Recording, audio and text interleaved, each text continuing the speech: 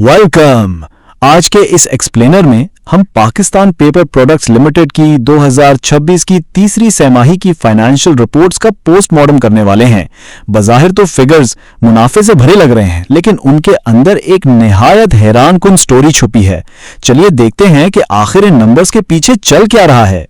Ground rules clear कर लेते हैं। हमारा ये तज्जिया डायरेक्ट अनऑफिशियल डॉक्यूमेंट्स पर बेस्ड है जो पाकिस्तान स्टॉक एक्सचेंज में जमा करवाए गए हैं। ये कोई हवा में तीर नहीं है, स्ट्रिक्टली रॉ फैक्ट्स हैं जिनको आज हम डीकोड करके असल तस्वीर सामने लाएंगे।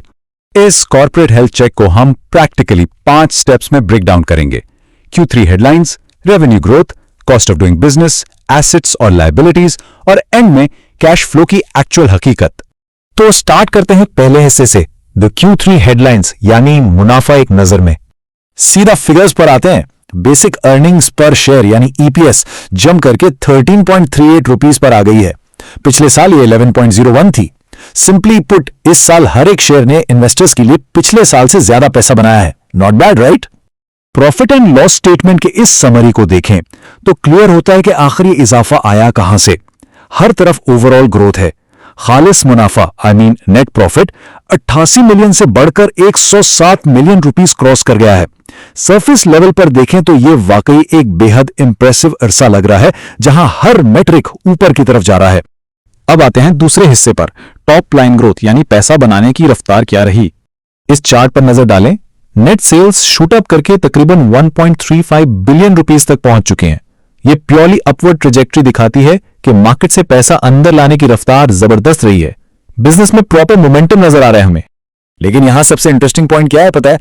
कंपनी सिर्फ आइटम ज्यादा फरोख्त नहीं कर रही, बल्कि जो फरोख्त कर रही है उस पर मार्जिन भी बेहतर कमा रही है। देखें, सेल्स में 5.4% का इजाफा है, लेकिन ग्रॉस प्रॉफिट पूरे 18% ऊपर चला गया। एक हेल्दी बिजनेस की सबसे बड़ी हॉलमार्क यही ऑपरेशनल एफिशिएंसी होती है। राइट, अब चलते हैं तीसरे हिस्से की तरफ, the cost of doing business. आखिर ऑपरेशंस का खर्चा क्या चल रहा है? अब ऑब्वियसली ग्रोथ बिल्कुल फ्री में तो नहीं आती ना। ये ऑपरेशनल और फाइनेंशियल खर्चों का ब्रेकडाउन एग्जैक्टली दिखाता है कि 1.35 बिलियन की सेल्स को सपोर्ट करने के लिए बैकग्राउंड में कंपनी का कैपिटल एक्चुअली जा कहां रहा है। यहां एक वाकई समझदारी वाली मूव नजर आती है। हाँ, एडमिनिस्ट्रेटिव ओवरहेड्स 46.6 मिलियन से 57.1 मिलियन हो गए और टैक्सेस भी 29.2 से जंप करके 44.5 मिलियन हो गए। लेकिन कंपनी ने इफेक्टिवली अपनी फाइनेंस कॉस्ट को 31.7 मिलियन से गिराकर 22.5 मिलियन तक ले खड़ा किया। एक तरफ बर्डन बढ़ा तो दूसरी तरफ सक्सेसफुली उसे काउंटर भी किया गया। चलिए चौथे नंबर पर थोड़ा बैलेंस शीट को देखते हैं। एसेट्स और लायबिलिटीज यानी कंपनी का फाउंडेशनल स्ट्रक्चर। इस कंपैरिजन को देखें जरा। करंट एसेट्स हैं 991 मिलियन रुपीस, जबकि करंट लायबिलिटीज सिर्फ 411 मिलियन के करीब हैं। इसका मतलब सिंपली यह है कि कंपनी के पास अपने शॉर्ट टर्म डेट्स क्लियर करने की लिक्विडिटी मौजूद है। यह काफी स्ट्रांग बेस शो करता है। पर रुकिए, कहानी में ट्विस्ट यहीं से शुरू होता है। इन एसेट्स के अंदर डीपली झांक कर देखें तो पता चलता है कि मेजॉरिटी पैसा अनसोल्ड स्टॉक यानी 399.7 मिलियन और अनपेड इनवॉइसेस यानी ट्रेड डेट्स जो कि 351.8 मिलियन है, उनमें फंसा हुआ है। बैंक में एक्चुअल लिक्विड कैश कितना है? वो सिर्फ 5.2 मिलियन रुपीस है। तो यहां यह सवाल ऑटोमेटिकली पैदा होता है, मुनाफे ऊपर जा रहे हैं, एसेट स्ट्रांग हैं, लेकिन भाई एक्चुअल कैश कहां गया? और यही किसी भी फाइनेंशियल अकाउंटिंग का सबसे बड़ा मिस्ट्री होता है जिसे रिजॉल्व करना जरूरी है। और अब हम आ गए हैं अपने आखिरी हिस्से पर, the cash flow reality, paper profits के पीछे छुपी हतमी सच्चाई। अब पेपर प्रॉफिट्स का ये मास्क उतार कर रियल कैश फ्लो की रियलिटी देखते हैं। डिफरेंस यहां स्टैगरिंग है। नेट प्रॉफिट रिकॉर्ड शो रहा है 107 मिलियन, लेकिन डे टू डे ऑपरेशन से जो एक्चुअल कैश जनरेट हुआ वो नियरली 32.7 मिलियन रुपीस है। जमीन और आसमान का फर्क। और अगर हम इसे पिछले साल यानी 2025 के ट्रेंड से कंपेयर करें तो पिक्चर मजीद अलार्मिंग हो जाती है। ऑपरेटिंग कैश फ्लो एक्चुअली बहुत शार्पली ड्रॉप हुआ है।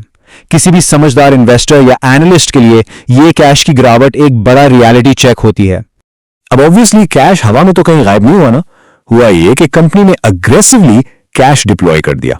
69.6 मिलियन हेवी टैक्स की मद में चला गया। 30.3 मिलियन फिजिकल प्लांट और इक्विपमेंट पर लगाया। 38.5 मिलियन एज डिविडेंड्स इन्वेस्टर्स में बांट दिया और almost 30 million long term loans repay करने में लगा दिया। और इन सब लगातार और हेवी कैश आउटफ्लोज का नतीजा क्या निकला? इस अरसे के आखिर में जो एक्चुअल कैश एंड इक्विवेलेंट्स थे वो नेगेटिव 146.3 मिलियन रुपीस पर खड़े हैं। Yes, you heard that right, totally negative.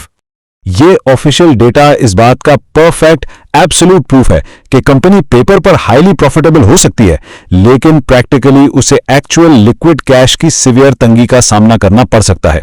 Reality और अकाउंट्स में यही स्क्वीज आता है।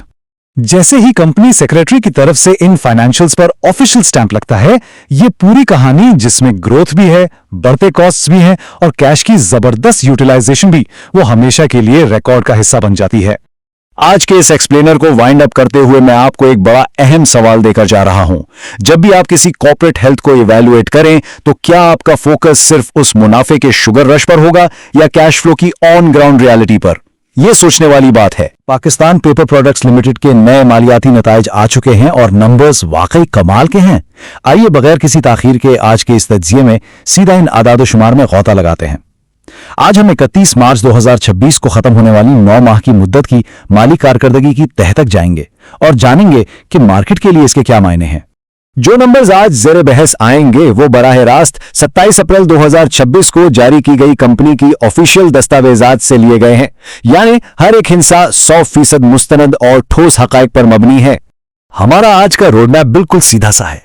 पहले टॉप लाइन ग्रोथ, फिर बॉटम लाइन नताइज, इसके बाद कंपनी की माली हैसियत और आखिर में कैश फ्लो की हकीकतें। शुरुआत करते हैं टॉप लाइन ग्रोथ से, यानी वो बुनियादी इंजन जो इस पूरी गाड़ी को चलाता है।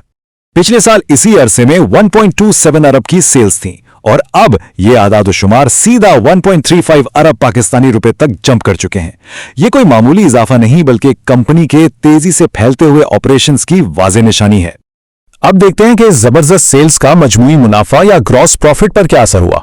2025 के 219.5 मिलियन रुपए से बढ़कर यह सीधा 259 मिलियन रुपए तक पहुंच चुका है। अगर इसे फीसद में देखा जाए तो यह साल ब साल 18% का इंतहाई शानदार इजाफा बनता है। इफराते ज़र के इस मुश्किल दौर में मार्जिन को इस तरह बढ़ाना कंपनी की जबरदस्त प्राइसिंग पावर और बेहतरीन ऑपरेशनल कंट्रोल का मुंह बोलता सबूत है। लेकिन सिर्फ ग्रॉस प्रॉफिट काफी नहीं होता। चलिए बॉटम लाइन नताइज यानी असल मुनाफे की तरफ बढ़ते हैं। 259 मिलियन के ग्रॉस प्रॉफिट में से तमाम जरूरी इखराजात निकालने के बाद ऑपरेटिंग प्रॉफिट 173 मिलियन बचा। फिर फाइनेंस और तकरीबन 44.5 मिलियन रुपए के टैक्स की कटौती के बाद खालिस मुनाफा 107 मिलियन रुपए रहा।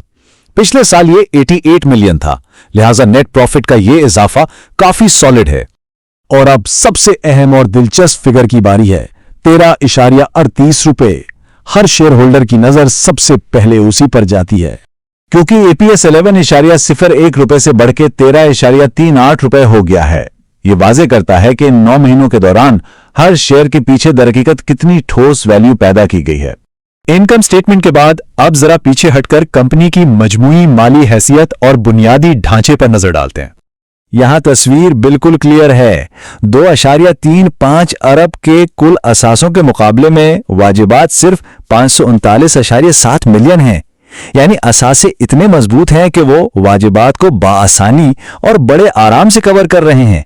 ये एक इंतहाई सेहतमंद बैलेंस शीट है। और याद रहे, ये तमाम शानदार आदाद-ओ-शुमार कंपनी की ऑफिशियल मोहर के साथ कानूनी दस्तावेजात का हिस्सा हैं, जो इक्विटी और रिजर्व्स की बिल्कुल मुस्तनद और कानूनी तस्वीर पेश करते हैं।